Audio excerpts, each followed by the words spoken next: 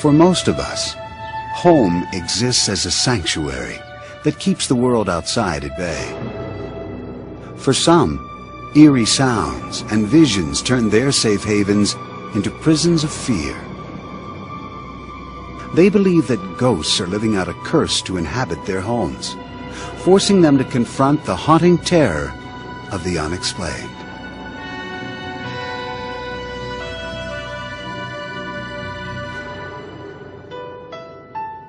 Since the day they married in 1987, police officer Tom Brown and his wife Linda had dreamed of owning a home.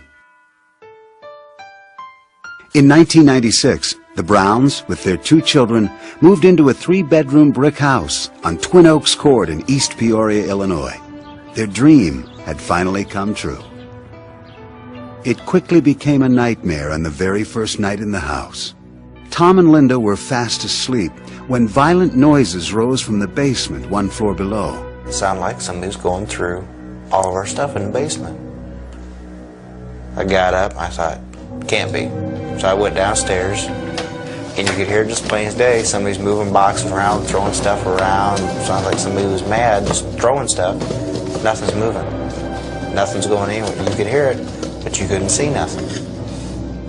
Convinced that the stress of the move had been too much, Tom and Linda dismissed the incident until the terrifying sounds returned the following evening. This time, even louder. Doors knocked and slammed. Heavy footsteps shuffled on the linoleum kitchen floor, just outside their 3-year-old daughter Chelsea's room.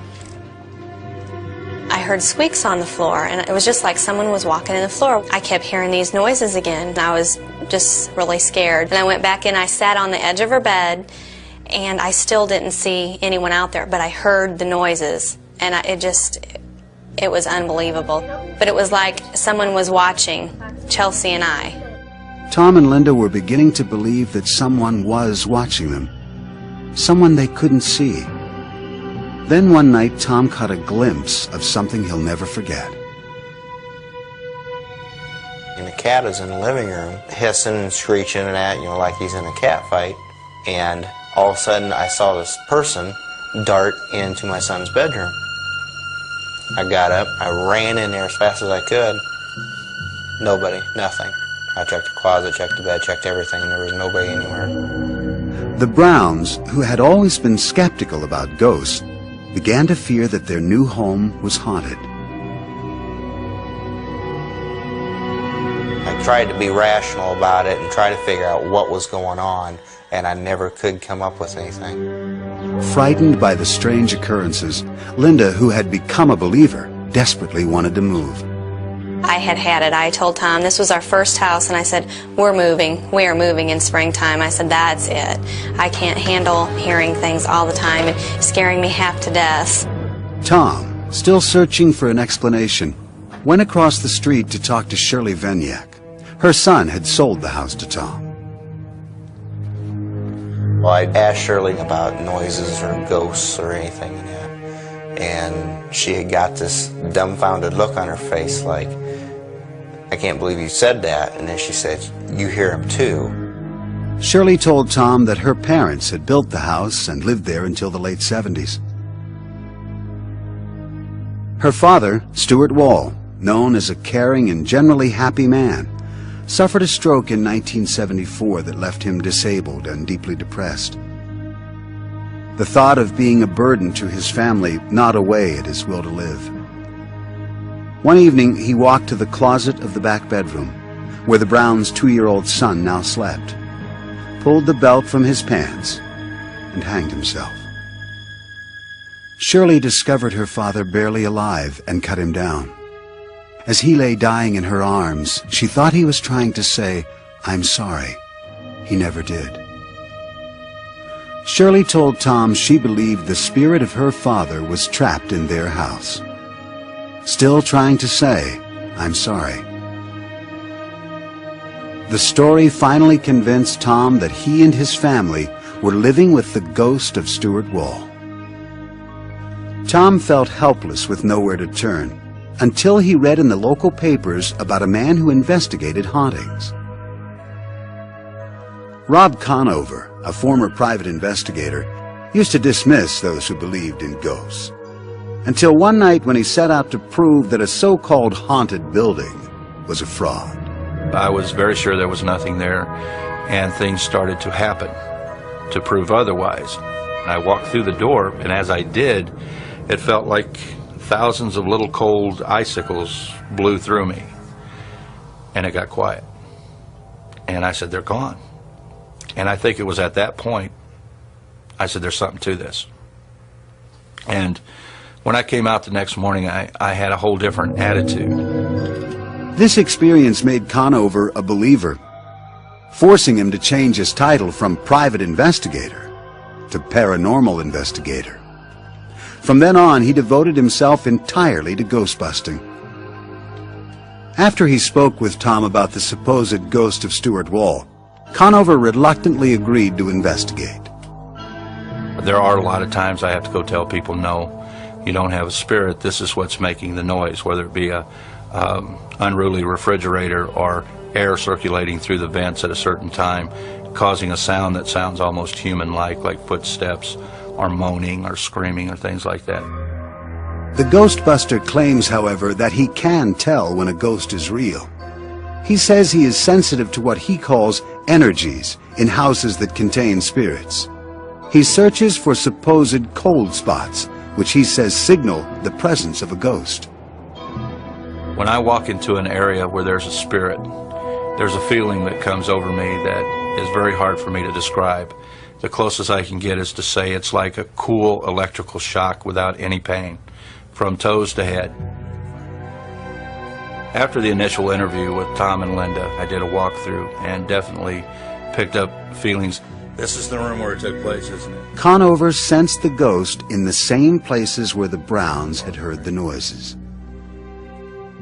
He was certain that Stuart Wall had become a tormented spirit, prowling the halls of what was once his home, and now his purgatory. Conover resolved to help the ghost find his way out of the land of the living and into another level.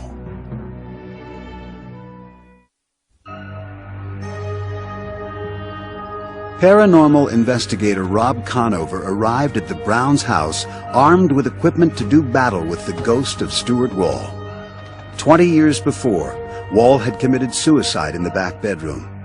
Conover believes that his tormented spirit now prowled its halls, and he was confident that he could coax this troubled spirit through the light, his term for moving ghosts from this world to the next.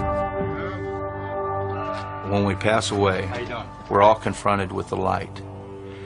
And for us to stay on this side and not go through the light, the reasons for that are because we're attached to a person, place, or object on this side that we feel we have to protect or be with.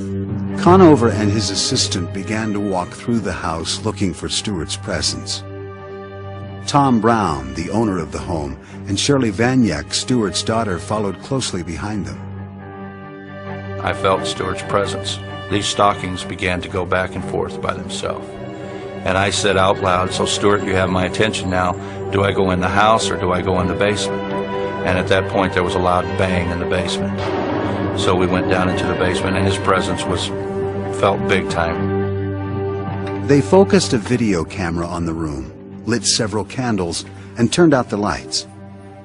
With a Bible in his hand, Rob called out to the spirit, asking it to show itself to Tom and Shirley. Stuart, I know you're down here. I explained to Stuart that God is a merciful God. And Stuart had been a good person all of his life. He had helped many, many, many people. And I believed that God had a place for him on the other side and was waiting for him. After more than an hour, the supposed ghost still had not responded to Conover. But the investigator was certain of the spirit's presence. I could see Stuart's ectoplasm. The ectoplasm is the energy that goes in front of a spirit that helps him move through the air. It's made up of electricity and energy. And I was able to see that. Again, he pleaded with the spirit to appear, now worried that it might totally ignore his request. And when I had about reached the end of my rope is when the hallway in the basement filled with this beautiful blue light that was very dense. You couldn't see through it at all. I didn't see the light at first until Shirley nudged me and said, "See, look." And then I moved my head over and I saw it, and if I would never saw it, I'd never believed it had happened. To me, it was like a bluish green light. It was extremely light, bright, like a welder welding. Then, in a matter of seconds, the blue light faded away. It was at that point that I took my Bible and I stood up and made contact with Stuart and helped Stuart cross over into the light. The house felt like you had 150 guests in the house and you was crammed packed and you couldn't fit another person in, and all of a sudden everybody just left and shut the lights off. It was just a very empty feeling, like nobody was there no more. And you was all by yourself. Conover says at that moment the ghost of Stuart Wall left the house forever. The investigator immediately turned to the camera, excited about seeing the event on tape. This is what they saw. Yeah. Guys? Oh, look at the light. What? Tom, being a policeman, said, "I want to look at your videotape because I know that light's on the videotape." We put the videotape in, you heard our conversation, but there was no light on the videotape. And Shirley said, "Why?" And I said, "Because we were the only ones meant to see that light." Since that night, calm has returned to the house on Twin Oaks Court. The mysterious sounds and terrifying visions are gone.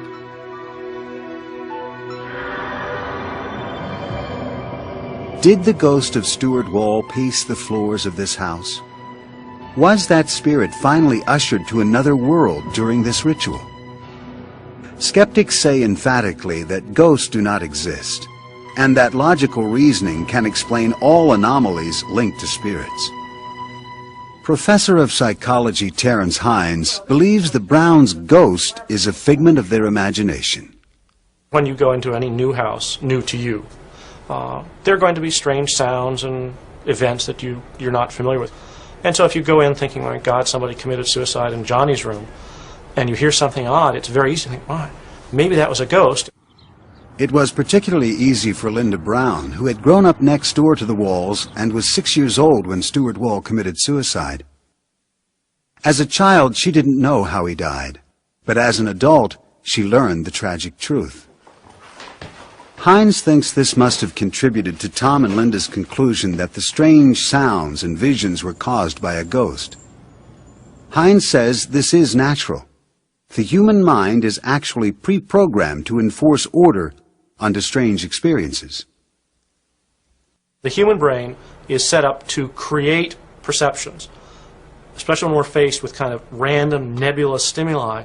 The brain frantically tries to wire them all together to make some coherent sense out of that. Believers in ghosts like parapsychologist Lloyd Auerbach disagree that the ghost of Stuart was purely a function of Tom and Linda's perception. He argues that when several witnesses are reporting the same or similar experiences, as happened in the Brown house, those witnesses must be taken seriously. It's a subjective experience experienced by many people across many years, which lends very much credibility to there being actually something there and that it wasn't just imagined by people. And that's what we look at, is how many people, how many witnesses there are, what kind of corroboration we get.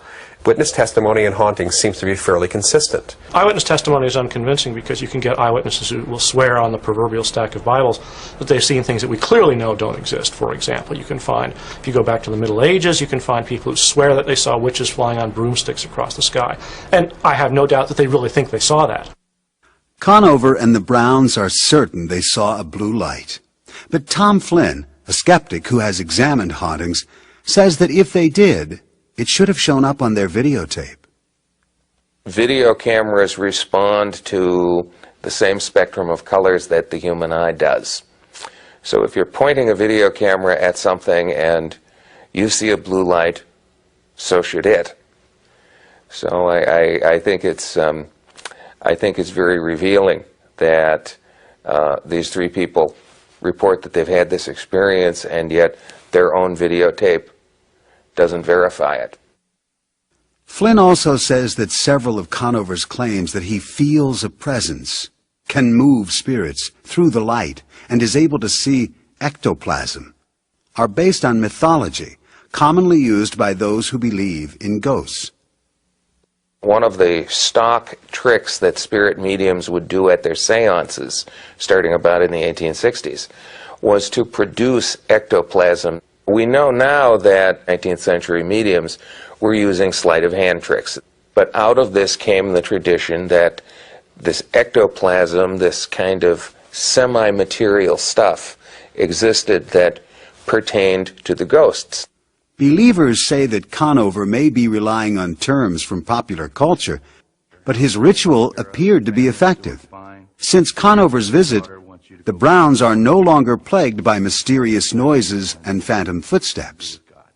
The Ghostbuster that came into Tom and Linda's house may have had some genuine ability to affect the environment. This one Ghostbuster did something. What he did worked. Professor Finuke encounters that the best way to eliminate imaginary ghosts is by using imaginary ghost busting. This is a psychological relief more than anything else. In other words, he said the things these people wished to have said. He did the things which seemed to be appropriate to what they wanted to see and hear. Was the apparition of Stuart Wall's ghost a shared vision or a shared illusion? Does the mind make the senses lie? Or do troubled spirits of the dead roam this earth? The answer depends on your belief in the supernatural. For some who say ghosts haunt their lives, relief comes when the spirit leaves or the victims depart. For others, no house can be a home.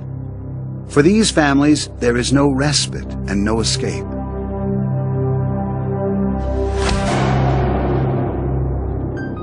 A painful divorce in 1968 left Beth alone with a small child and little money. She was rebuilding her life when she met Bob Batesel a few years later. They fell in love, got married, and Bob adopted Beth's daughter, Leah. In 1971, when the Batesels moved into this two-family house in New Brunswick, New Jersey, the young family's newfound happiness would be fleeting. Strange events began happening in the house. At first, Bob and Beth dismissed the odd activity. Lamps swinging, doors opening and closing, objects appearing in the wrong places. Then they were forced to confront the terror trapped in the walls of their new home. The pungent smell of rotting flowers wafted throughout the rooms. Temperatures supposedly rose to sweltering levels for no apparent reason. They began to witness shocking sights. Knives, forks, and baby bottles darted about the house, making them fear for their lives.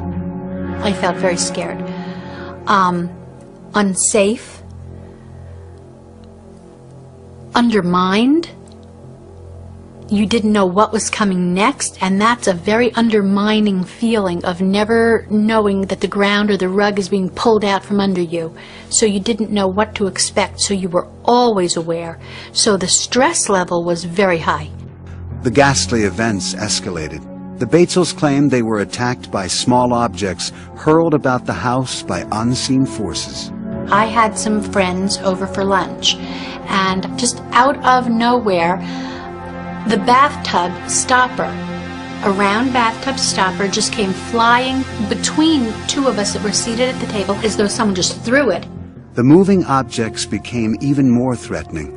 One night, Bob and Beth were paralyzed with fear as they watched a lit cigarette drift down from the ceiling. We just didn't know what to do because we didn't know whether to reach out and grab it, if someone were actually holding it that we just didn't see. If it hit the floor, would it start a fire? We just didn't know what to do. The enormous stress from incidents like this forced Beth, who had never believed in ghosts, to confront what seemed very much like a haunting. Word of the Batesels' ghost spread, and a spiritual group interested in paranormal activities asked to conduct a seance in their home. Bob and Beth, at a loss for an alternative, agreed. We felt we were drowning in a sea of phenomena that we could not explain. We had never had this before, we didn't know anything about it at the time, and we needed help. The group gathered with Beth and Bob around the dining room table. They closed their eyes and joined hands. When the psychic called out to the spirits, the ghost began to speak through her. Beth secretly taped the proceedings. Can you tell us your name? It's my land. And you get out.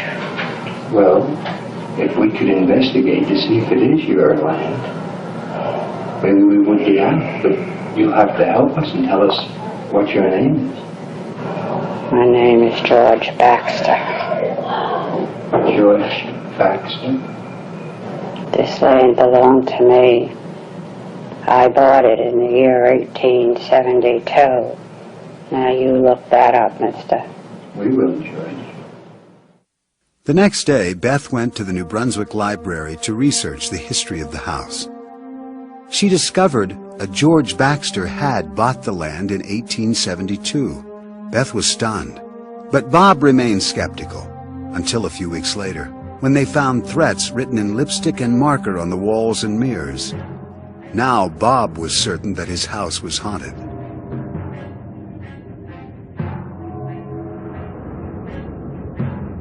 The angry ghost became brazen, scribbling harrowing messages to the family.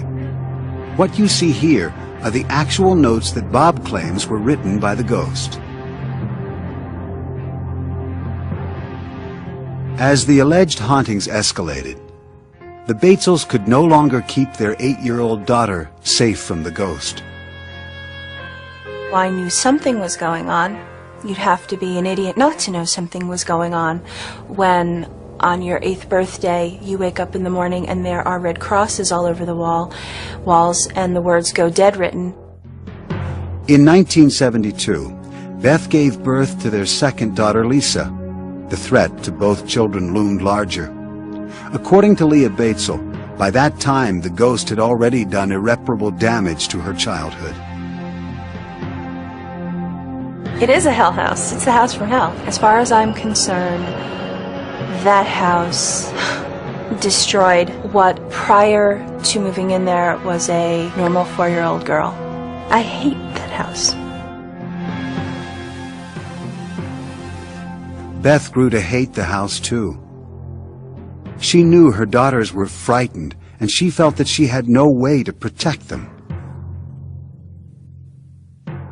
When you touch my child, that's the line. And that's what happened. There were a number of incidents, a couple in particular, that were very, very focused on our children, and we felt that that was it and we had to leave. Unwilling to do battle with their ghost any longer, the Batesels packed up all their belongings and moved, certain they were leaving the violent spirit behind.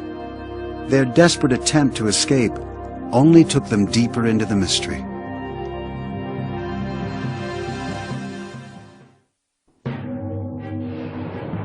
Bob and Beth Batesel and their 2 young daughters fled their home in New Brunswick, New Jersey, believing they were escaping the terror of the ghost that haunted them there. For 4 years, the Batesels lived in this house, where they were harassed almost daily by ghostly threats. Now they were searching for a more peaceful abode. The Batesels moved to an apartment in Clinton, New Jersey. The persistent ghost followed, and only became more hostile. The Batesels claimed that an unseen force shoved Beth, Bob, and Leah down the stairs. They moved again. This time they moved further away, to Flemington, New Jersey. They had barely finished unpacking when one morning, to Beth's horror, she found a butcher knife impaled in the kitchen door frame. She knew then they had not eluded the vicious spirit. Once again, we moved into a new place, hoping that the phenomena was over and it would have stayed far behind us, and we could just pick up where we always were, trying to be a normal family. From 1971 to 1985, Bob and Beth moved 11 times. and their lives were anything but normal. We lost friends because we couldn't explain anything, and everybody was looking for an explanation. Everybody would blame us. It's happening to you, therefore, it's your fault. With no one to turn to, they united to battle their demons. They built their last house from the ground up in Lake Ariel, Pennsylvania, hoping the fresh start would finally eradicate the ghost. It didn't. The first weekend after moving into the Lake Ariel home, a ghost left the Batesels a most horrifying welcome.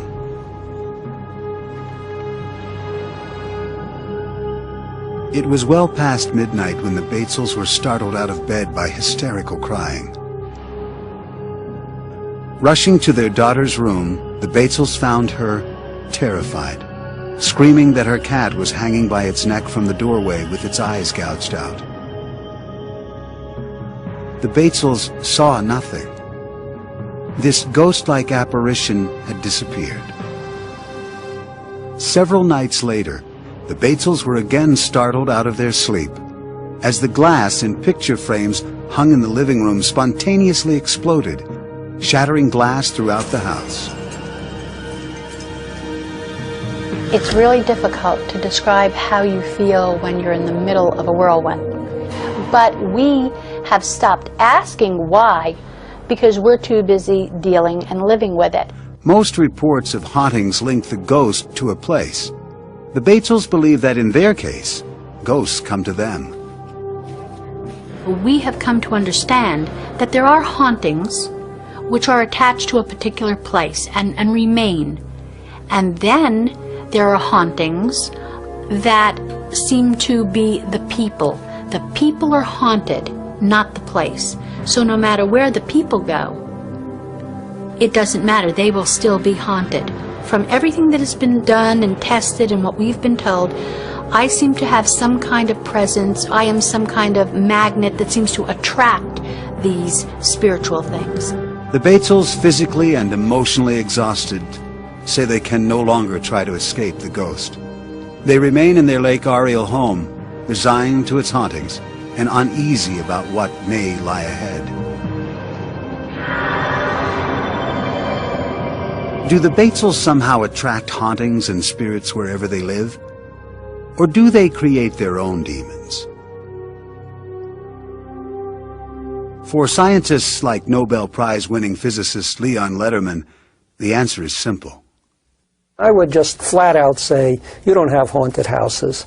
You have either some gullible people or some dishonest people who are making this all up. Science has no room for ghosts. Psychologist Carl Schlotterbeck has found room for ghosts. He investigated the Batesel stories, came to support the family's claims, and joined Beth Batesel in co-authoring a book about her experiences. I became a believer fairly quickly. You could walk through the house and feel in different rooms. In one room it was difficult to breathe even. And recordings made in that room were fainter than they were in the rest of the house. In other places you could feel things in the air. Schlotterbeck believes the Batesels found ghosts at each of their households because the entities were attracted to certain inviting qualities in Beth Batesel. One investigator referred to her as an undeveloped psychic, perhaps. Other people have just referred to her as a magnet, that her warmth and her caring about people actually extends into the other world, and that lost souls who haven't crossed on find her a warm and comforting presence to be around. Letterman points out that none of this is scientifically verifiable. The scientific method demands much more than impressions and feelings to validate a claim. To claim that I see this, I have to prove it. The burden is on the owner of that site or the writer of the book. And in 400 years of innumerable claims, no one has ever succeeded in convincing the scientific community. Parapsychologist Lloyd Auerbach finds proof in the Batesels' reports of objects floating and moving through the air. He says that when some people are under stress, Their energy can levitate objects. It's a phenomenon called psychokinesis. Psychokinesis is the ability that we have identified in parapsychology of the mind to directly affect matter or energy, to move things. There's usually a living person there whose mind, or subconscious mind typically, is letting off steam or reacting to stress and is using psychokinesis, mind over matter ability, to move those objects around. Laboratory study after study has tried to find evidence for psychokinesis and hasn't found it. The, again, eyewitness reports of something moving from here to there are very unreliable. Many scientists think psychology offers the best explanation for the happenings at the Batesel households. Psychologist and retired Professor Robert Baker says that in over 50 years of investigating claims of hauntings, he's found ghosts in only one place. In the human mind. It is an invention of the human mind, and they have invented ghosts because ghosts provide a great deal of psychological satisfaction to the people who believe in them. It fills a gap, a void in their lives. Finucane suggests it may be easier for Beth to confront imaginary ghosts than face real issues. Ghosts can be used by particular members of the family for their own purposes as a method of self-defense, if you like, psychological self-defense, when things are going badly in the rest of the family's existence. Perhaps this is a way of seizing upon some degree of certainty for those people involved or those individuals involved. Perhaps this is a way that Mrs. Batesel, in her own case, chose to solve some of her dilemmas as they arose in her family. Are the more than 20 years of the Batesels family's supposed hauntings the work of active spirits or an overactive imagination? Skeptics and scientists point to the lack of compelling evidence for the Batesels' claims. Believers note simultaneous sightings of ghostly events and knives driven into door frames. And they see the work of the unexplained.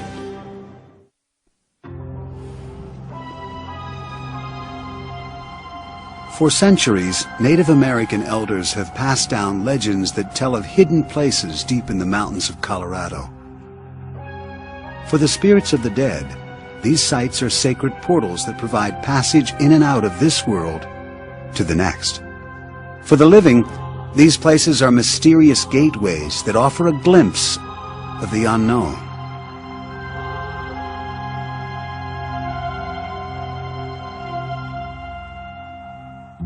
Steve Lee, a truck driver from Dallas, was on a new delivery route driving through the mountains of Colorado. He found the beauty of the area so captivating that he moved his family to the middle of the Black Forest, 20 miles north of Colorado Springs. He bought a log cabin on 5 acres of land, and the boys quickly took to roaming the woods. The forest gave the children a sense of freedom and adventure. Steve took many pictures of his sons to send back to his friends and relatives in Dallas. From the start, he found that strange lights appeared in the photos. I noticed orange beams following around one of my youngest son, and my oldest son I would notice a greenish glow following him around. And soon after that, we started getting things in the pictures like dogs and faces that shouldn't be there. At first, Steve dismissed the pictures, believing that something was wrong with his film. The mysterious lights and phantom fog continued to appear in his photos. Steve became obsessed with taking pictures, and each new roll of film brought more frightening discoveries. Some parts of the house were more active than others. When Steve took pictures of the mirror over his dresser, he was terrified by the reflections staring back at him. In my mirror, there seems to be faces that will appear in there, different people. It's not the same person. A face will appear in the mirror and it will dissipate, and then another one will appear and it will dissipate. Steve refused to believe he had ghosts. He installed security cameras around the house, hoping to find evidence that the lights and fog were man-made. The cameras didn't pick up anything unusual, but Steve continued to be haunted by images he could not understand. He decided to contact Bill Gibbons, an electronics specialist and an amateur investigator of the paranormal. Gibbons arrived with his own video camera. In the evening, he placed the camera in the woods outside the house. This is the actual videotape recorded that night, which revealed a mysterious array of lights. It was not like any type of lightning ball or Kroll discharge that I've seen. The radio tower will discharge a ball of energy and it'll shoot along a line. This energy did not follow any path. It almost looked as if it had a mind of its own. The investigator used a spectrometer to check the strength of electromagnetic and radio waves at the house to make sure they had not caused the lights. That could be caused by colliding microwave energy and radio energy just by the sheer location of the property and how the radio signals intersect each other. We found nothing there, nothing out of the ordinary. The investigator then used a compass to look for magnetic disturbances. In the far corner of the house, Gibbons found that the compass sometimes swirled uncontrollably, unable to settle on a position. Gibbons had worked with energy of all kinds. This kind had him mystified. He finally accepted the idea that Steve Lee's house was haunted. The amount of seemingly random energy and the number of faces in the mirror made him wonder if the log cabin might be sitting atop a spiritual passageway from this world to the next, a so-called portal of famous Hopi Indian legends. The Native American Indians have prophecies of rainbow winds, which is a dimensional portal that they can travel through. Portals and things like these have a significance as pathways and conduits that spirits travel through. Steve Lee still refused to believe that his home could be haunted, but the portal legend intrigued him. He contacted Dennis Houck, an investigator of haunted houses who knew about portals. Hopi Indians and people who believe that in the Black Forest area, which goes back quite a long way, that there is traditionally some type of portal that was open to the other side, and literally hundreds of spirits have gone through. Lee invited Houck to examine his home. The investigator arrived with an infrared camera, capable of revealing energy on film. It shows gradients of invisible energy as different colors. Houck took infrared pictures around the house and collected what he considered possible proof of a ghostly presence. We get all these types of energies when we take pictures on the Lee property. Then if we look at them, enlarge them, without enhancing them in any way, just enlarge them, there's pictures, faces, really truly identifiable pictures of faces. These really are faces of entities or some type of energy forming. They're within these electromagnetic or infrared phenomena that we're picking up. The strange energy depicted on the infrared film surprised even Houck. Steve Lee still had no earthly explanation for the strange apparitions. The Lees still live in their cabin in the mountains, and they claim that their photographs still show the mystifying lights and the eerie faces. Traces of spirits traveling in and out of this world to the next.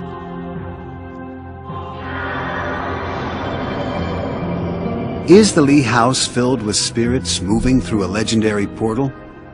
Are the surprising photographs evidence of a new kind of energy that allows ghosts this passage? Scientists and skeptics offer a resounding no. Tom Flynn, a photo expert, believes many of the anomalies on the photos have logical explanations.